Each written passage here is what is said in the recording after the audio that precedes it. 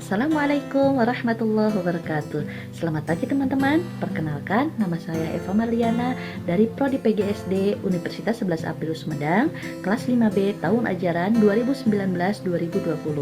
Pada kesempatan kali ini, saya akan mempresentasikan tugas mata kuliah manajemen berbasis sekolah, yang mana materi yang akan saya sampaikan yang pertama yaitu sejarah manajemen berbasis sekolah, kemudian yang kedua pengertian manajemen berbasis sekolah, yang ketiga alasan diterapkannya manajemen berbasis sekolah, dan yang keempat keuntungan diterapkannya manajemen berbasis sekolah.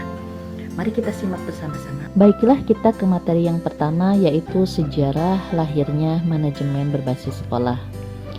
Manajemen berbasis sekolah lahir di Amerika Serikat yaitu pada tahun 1857 Masehi, di mana pada saat itu guru-guru berjuang untuk memperbaiki nasibnya dengan dibentuknya Asosiasi Pendidikan Nasional atau dikenal dengan National Education Association (NEA).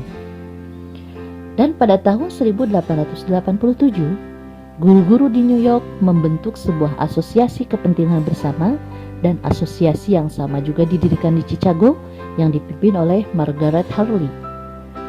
Pada tahun 1903, guru-guru di Philadelphia membentuk organisasi asosiasi guru-guru yang mana Philadelphia Teacher Association.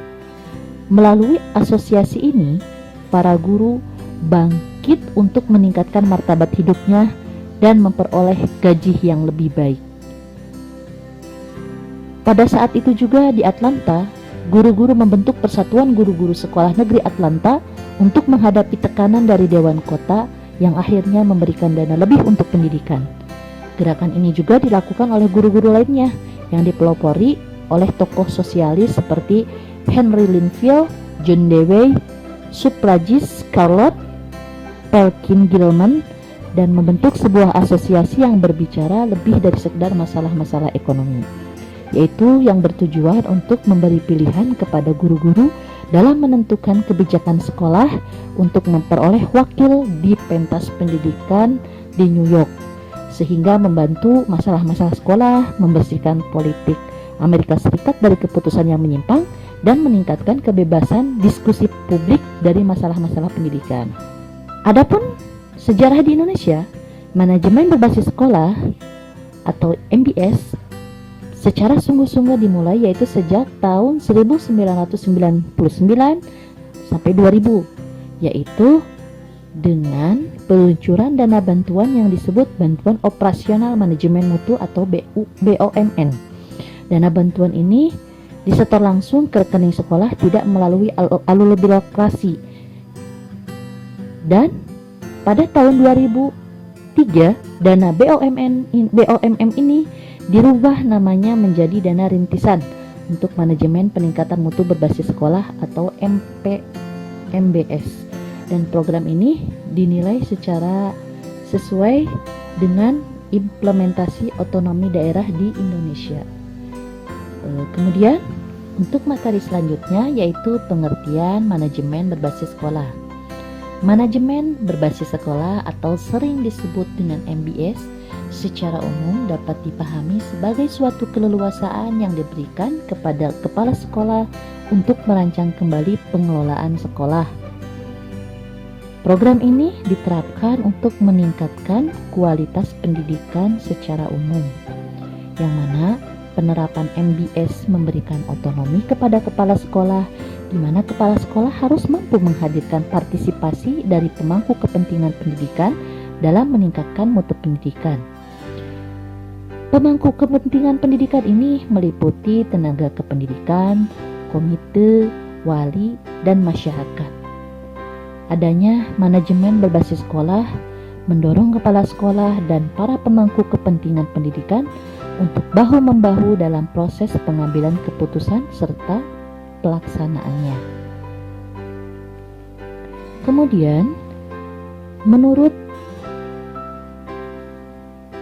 Campbell, manajemen berbasis pendidikan yaitu sebuah metode untuk memaksa sekolah untuk mengambil sendiri tanggung jawab atas apa yang terjadi pada anak didiknya menurut yurisdiksi dan mengikuti sekolahnya. Kemudian manajemen berbasis sekolah pengertiannya menurut Ari Kunto yaitu penataan sistem pendidikan yang memberikan keleluasaan penuh kepada kepala sekolah atas kesiapan seluruh staf sekolah untuk memanfaatkan semua sumber fasilitas belajar untuk menyelenggarakan pendidikan bagi siswa serta memiliki akuntabilitas atas segala tindakan tersebut. Selanjutnya yaitu menurut Mulyasa, yang mana MBS adalah alternatif sekolah dalam program desentralisasi dalam bidang pendidikan yang dapat ditandai dengan otonomi yang luas pada tingkatan sekolah, partisipasi masyarakat, dan dalam kerangka kebijakan pendidikan nasional.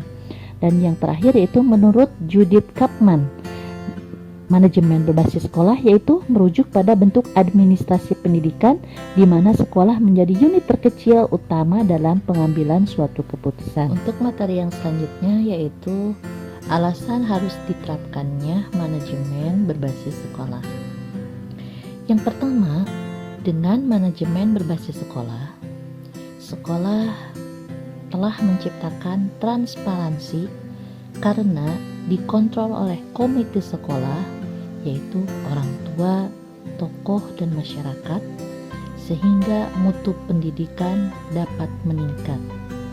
Kemudian yang kedua, dengan MBS, sekolah dapat lebih mengetahui tentang kekuatan, kelemahan, peluang, dan ancaman bagi sekolah tersebut sehingga sekolah tersebut bisa lebih mengetahui tentang kebutuhan lembaganya. Dan yang ketiga yaitu kenapa harus diterapkannya MBS?